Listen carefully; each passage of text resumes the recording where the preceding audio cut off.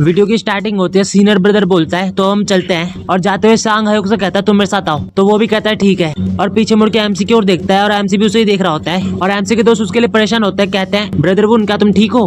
तुमने नामगोंग फैमिली को कैसे नाराज किया? क्या तुम जानते हो कि तुम कितने खतरे में थे ब्रदर वुन? और जोडोसिक कहते हैं हाँ तुम किस्मत वाले हो कि मास्टर नामगोंग तुम्हें बचाने आए। और सुजाई कहता है मुझे लगा कि तुम्हारा गुस्सा हल्का है ब्रदर वुन, लेकिन तुम आगे बढ़े और मेरी उम्मीदों पर पानी फेर दिया, और हंसने लगता है। एमसी मन में कहता है अगर जिस सेक्रेटरी को बुली किया जा रहा था वो मैं नहीं होता तो क्या होन नामगोंग ने उसे बचाया होता? हालांकि मुझे इस तरह की चीजों से नफरत है, फिर भी मैं पर्सनल कनेक्शन पे निर्भर हो गया। सुजाई कहता है वैसे भी हमेशा की तरह बिजनेस है, चलो इसे भूल जाए और दोपहर का खाना ले। और पियो नोडो एमसी को देखते हुए मन में कहता है मेरे प्रेडिक्शन के हिसाब से ब्रदर वुन को उस समय घायल हो जाना चाहिए था, कम से कम अगर वो लकी होता तो किसी गुनाह में फंसने से बच जाता। ये आखिरी रिजल्ट बहुत अननेचुरल है। उसके कई दिनों बाद मूरी मैलेंस की काउंसिल की बैठक में वुन नामगोंग कहता है बिल्कुल नहीं, पायरेट्स नामगोंग फैमिली की प्रॉब्लम है और हम किसी दूसरे सेक्ट को इसमें शामिल होने नहीं देंगे। चियोंगजिन कहता है क्योंकि हार्टलेस पायरेट्स हमारे वुडांग सेक्ट की टेरिटरी में ऑपरेटेड है, हम नामगोंग फैमिली को उनकी इच्छा अनुसार काम करने की अनुमति नहीं दे सकते।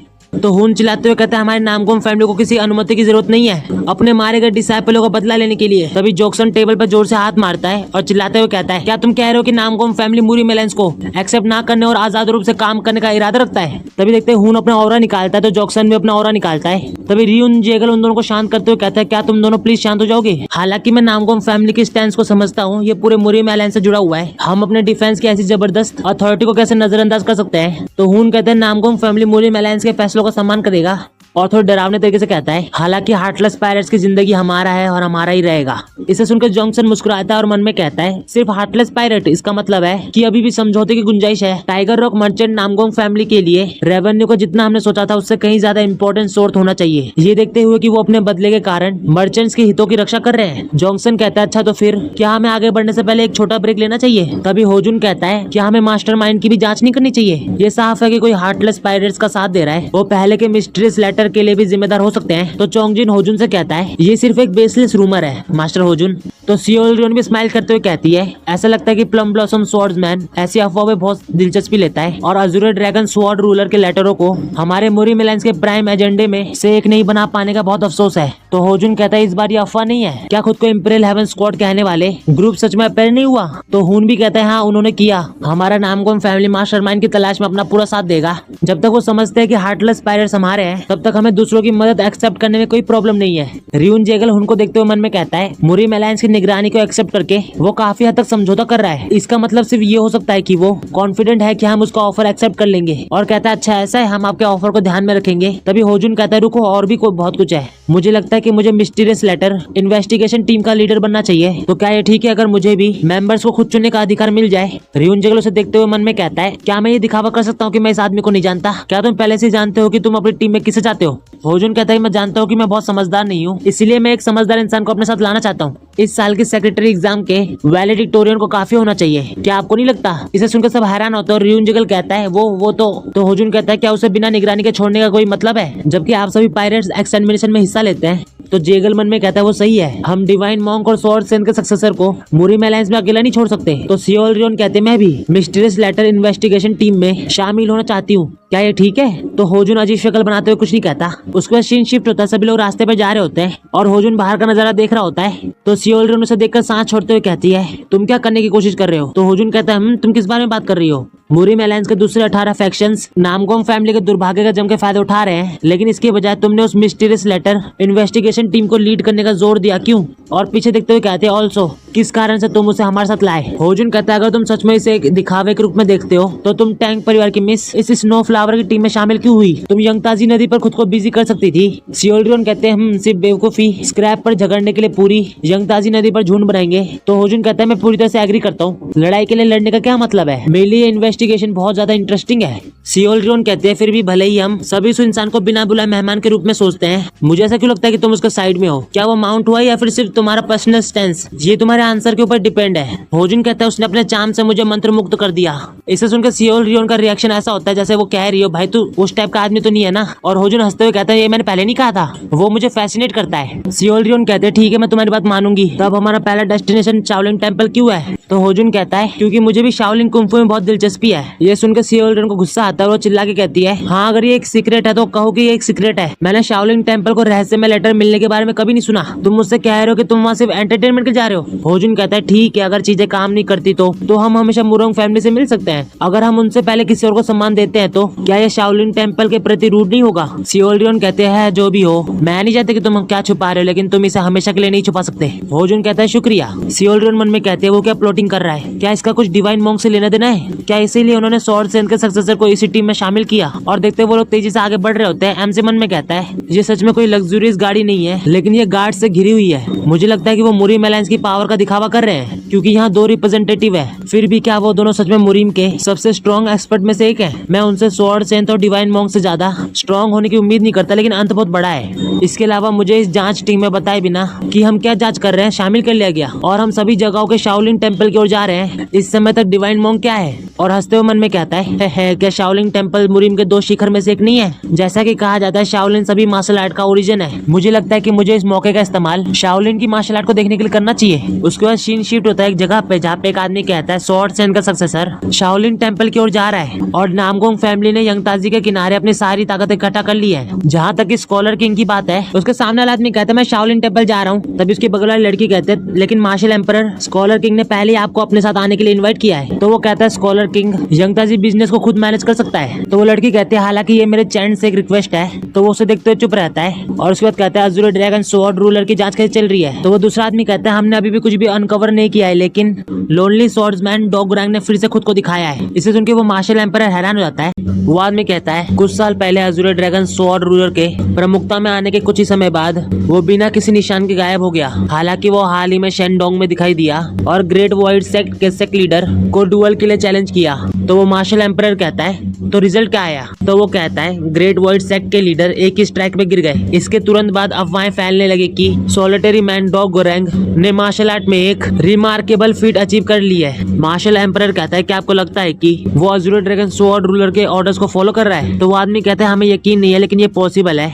मार्शल एम्परर कहता है मैं समझ गया, तुम जा सकते हो। तभी वो लड़की कहती है लॉर्ड मार्शल एम्परर। तो वो कहता है मैं तुम्हारी पॉइंट समझता हूँ बिरियन, मैं वही करूंगा जिस पर हमने मर्चेंट के साथ अग्री किया है। फिर भी मुझे अब भी लगता है कि अज़ूर ड्रैगन स्वॉर्ड रूलर को यंगताजी नदी के मामलों पर प्रायोरिटी देनी चाहिए। अगर एक इंसान के लिए वर्ल्ड की लहरों के खिलाफ खड़ा होना असंभव है, ऐसा होता है जब एक इंसान टाइड्स की दिशा बदल सकता है। तभी देखते हैं वो ब्रियन एकदम से हैरान हो जाती है, क्योंकि मार्शल एम्परर अपनी ऑरा को बाहर निकाल रहा होता है और कहता है एक अकेले इंसान की ताकत दुनिया में सबसे भयानक चीज है। अगर हम इस तरह से देखें तो एक मर्चेंट्स क्या मायने रखते हैं। यहाँ तक कि मुरीम अलायंस और गवर्नमेंट भी उन लेटर को भेजने वाले की तुलना में कुछ भी नहीं है। इतना कहकर वो वहाँ से जाने लगता है। तो बियॉन कहती है चाहे जो भी हो, सिर्फ एक चीज जो कभी भी मेरे लिए चिंता की बात होगी वो आप है माय लॉर्ड। उसके बाद सीन शिफ्ट होता है tiger rock merchant group head office में, और देखते हैं ली हुआम कहता है क्या तुम्हें ही वो एक जाने वाला इंसान बनना होगा। तो ली सोयुन कहती है हाँ फादर, क्योंकि नामगोंग फैमिली का फोर्सफुली सामने आना रेयर है, हमें इस मौके को चूकने का पक्के रूप से अफसोस होगा।